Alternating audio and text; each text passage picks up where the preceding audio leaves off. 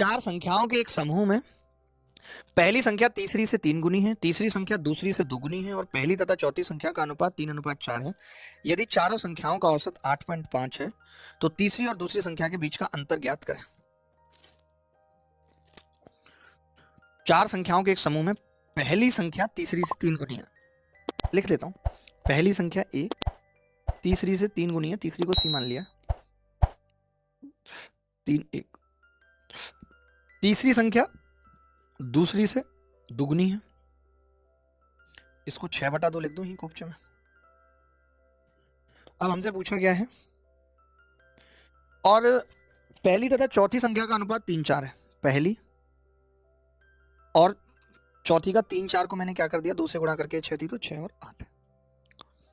अब देखिए सवाल बड़ा गंदा सा आ गया कि पहली संख्या 3, दूसरी संख्या 1 और तीसरी संख्या 2 और चौथी संख्या डी। अब इसने तीसरी और दूसरी का अंतर पूछा है तो वो 1 का मल्टीपल ही है।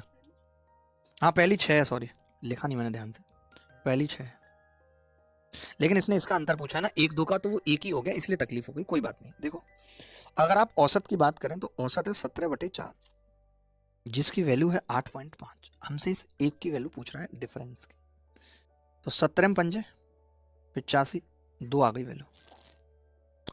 गंदा सवाल था, करना पड़ा, क्या कर सकते हैं, कुछ चीजें तो करनी पड़ती हैं लाइफ में, भले माँ बाप कितना भी कर जाएं बच्चों के लिए, फिर भी कुछ चीजें करनी पड़ती हैं।